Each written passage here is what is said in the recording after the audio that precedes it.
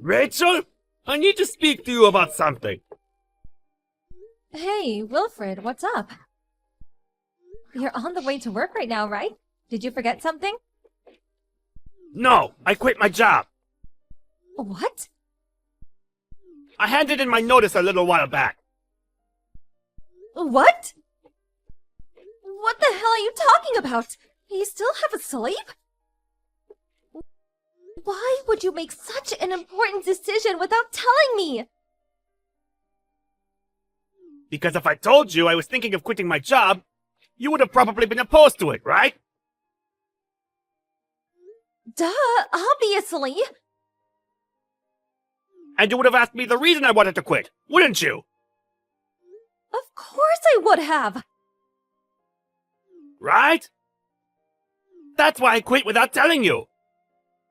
There are so many things wrong with this, I don't even know where to begin. Well, why did you quit then?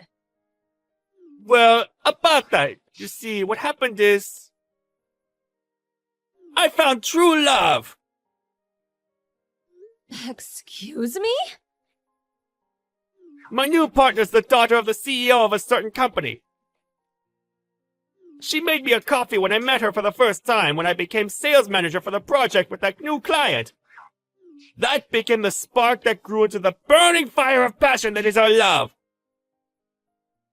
When I asked about her family, she told me she was an only child. That means her father expects her to marry someone who will become CEO of his company one day. So what? You're divorcing so you can marry the daughter of a CEO? Doesn't that just make you a gold digger? No, it wasn't like that. It just so happened that the woman I fell in love with has a CEO for a dad. I didn't even find out until a while after.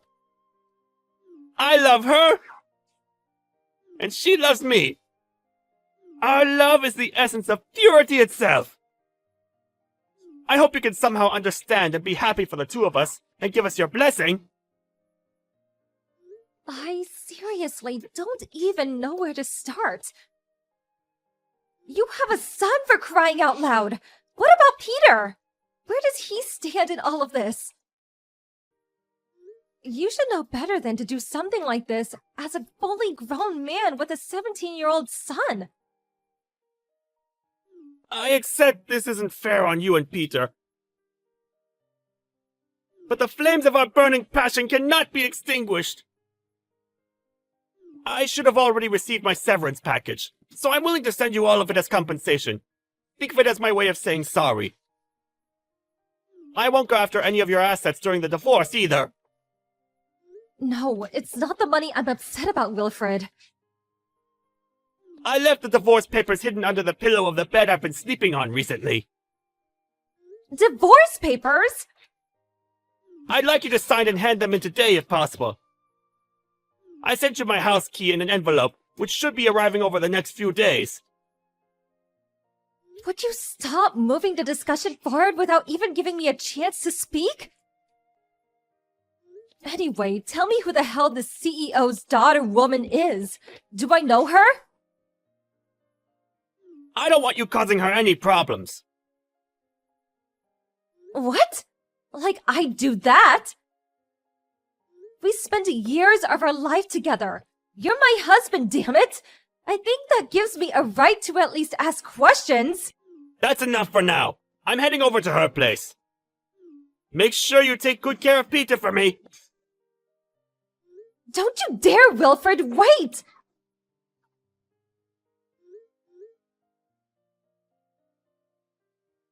How dare you end the discussion when you feel like it without letting me say my piece? Ugh, I barely recognize you anymore. Rachel, are you there? Huh? Anya? I haven't heard from you in ages. What's up?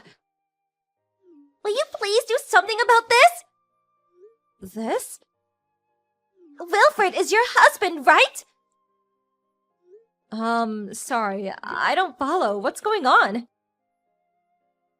He stood outside my house as we speak, and he won't stop shouting. What? What is he shouting?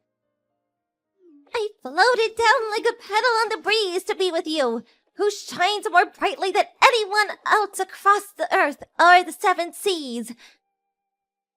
The day has come when our love may finally blossom before all men, no longer fearing what other may think, being stopped by nothing or no one ever again.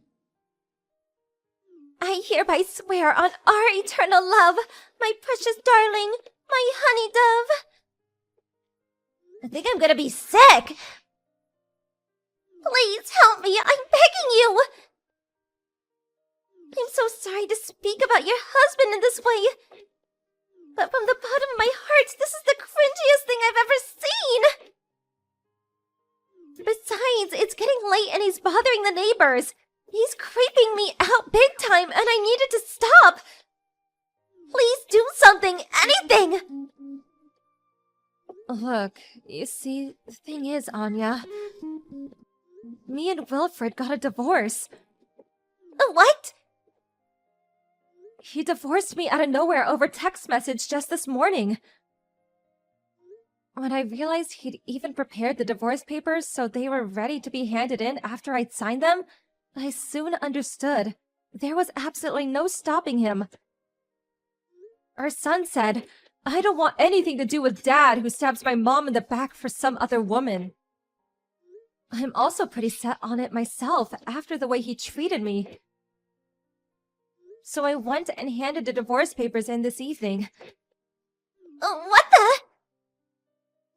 So, I hope you understand, but I have to ask you this just in case. But are you and Wilfred having that kind of relationship? No, we are absolutely not! Wow, that was a fast reply. You know I got married 6 months ago, right? Yeah, that's why I was so confused. Sorry for asking you something so weird. It really was just to make 100% sure. I never actually thought you'd do something like that. Oh, it's fine, don't worry about it. Look, the thing is, I have to make it to the airport now, and with Wilfred outside my house acting crazy like this, I'm kinda in a panic, and I don't know what to do. Huh? You're going to the airport at this time? Our flight departs in the middle of the night. Me and my husband are going on our honeymoon. My husband's heading out directly from work, and the plan is to meet him at the station. But I don't feel safe leaving the house with him out there. I see. Give me a minute, Anya. I'm gonna message him. I'm so sorry about all of this. Wilfred. Where are you right now?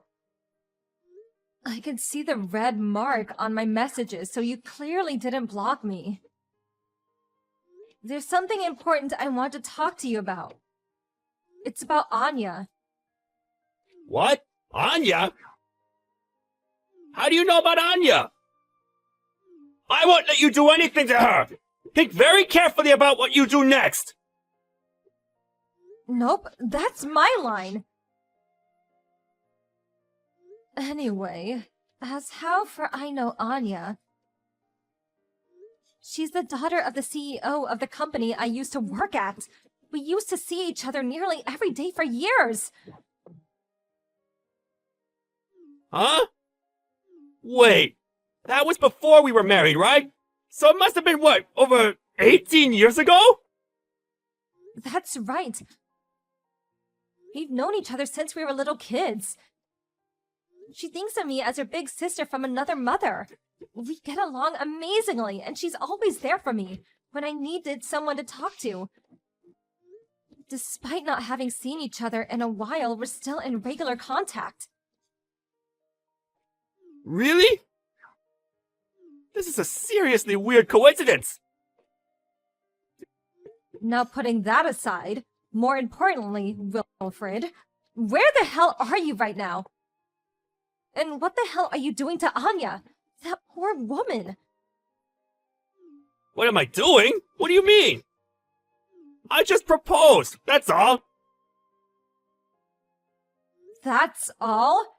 You make it sound normal. What the hell are you doing bothering her at this time of night? Me and you are divorced now. I had to let Anya know how I truly feel about her as soon as possible, day or night, rain or shine. Me and her are soulmates, you know? Have you ever heard the term disturbing the peace? You're causing a nuisance to the neighbors. The police will probably come if you don't cut it out soon. Don't talk silly. Not a person alive could call my emotion-filled, dramatic declarations of undying love a nuisance. This is a thing of beauty. The neighbors are probably being moved to tears as we speak. If anything, they'll probably all be out on the streets soon, clapping and cheering in unison, breaking down in fits of emotion, giving their blessings for the birth of a new love. God, I can just picture you loitering outside her house with a smug, self-satisfied look on your face. Right? So does that mean you'll be giving us your blessing too, Rachel? No, I was insulting you. Huh? Here's the thing. Anya is already married. Huh? The fact that you and her haven't even exchanged contact details should really tell you something. No! Me and Anya are soulmates! No, that's entirely a mistaken assumption on your part. You're jumping to the wrong conclusion. Making a dangerous misunderstanding of the highest order. What? No! I was at Anya and her husband's wedding. Paul's a great guy who I've known for a while, and the two of them are very much in love. Huh? No, that doesn't make sense! Anya made me a coffee and smiled at me! In that moment, I felt the love in her gaze! That kind of intensity can't be faked! I see. So that's where your dangerous misunderstanding of the highest order sprouted from. Wrong! I'm not misunderstood! Me and Anya are in love! There has to be some explanation! He must have forced her to marry him! Oh God, is my sweet honey flower in danger? Oh, yeah. And then there's the issue of who's set to inherit the role of CEO at Anya's dad's company. Aha! That's it! I'm going to be the next CEO! Of course she's going to choose me! This is the ultimate proof of mine and Anya's love! Nope. Sorry to have to break this to you, but Anya herself is set to become CEO within the next 2 or 3 years. Huh? Which is why, Wilfred, you won't be getting a look-in. Ah! No way! I quit my job already! What am I supposed to do now? I'll tell you exactly what you're supposed to do now. You need to get the hell away from Anya's house and stop bothering her and the neighbors. But... Her and Paul are leaving for their honeymoon tonight. their honeymoon? Apparently she's too scared to leave the house because you're hanging around outside shouting at the top of your lungs, making your cringy proposal. Cringy? She thinks I'm cringy? Yes, she thinks you're so cringy that she practically begged me to help her. Oh my God! So cringy that if you keep hanging around despite not being welcome, the police are probably gonna be called. If someone hasn't called them already, that is. Am I really cringy? Angie? This can't be. Say it isn't so!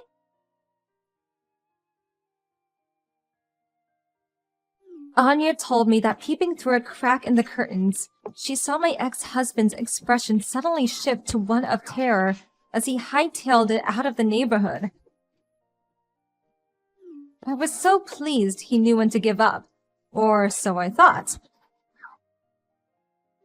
Next, he showed up to what used to be his old home to see me and my son. But he's a stranger now, and I have no reason to let strangers, and creepy mentally unhinged ones at that, into my house. When I pretended I wasn't home, he began reciting romantic poetry through a letterbox, declaring his undying love for me and his desire to return to his old family life. I promptly called the cops, and before I knew it, he was being escorted home in the back of the police car. After that, word of his misdeeds reached his parents, who, fearing the risk he posed to society, forced him to go and live with them in the countryside. Last I heard, he's looking for a job right now, but between his job prospects looking dim because he's well past his prime, and the weight of the realization that he made a misunderstanding of epic proportions, as well as the accompanying hit to his self-esteem, and finally, the sense of loss brought about by realizing his true love thought he was a creepy weirdo, it's probably only a matter of time before his transformation into a full-blown NEET is complete.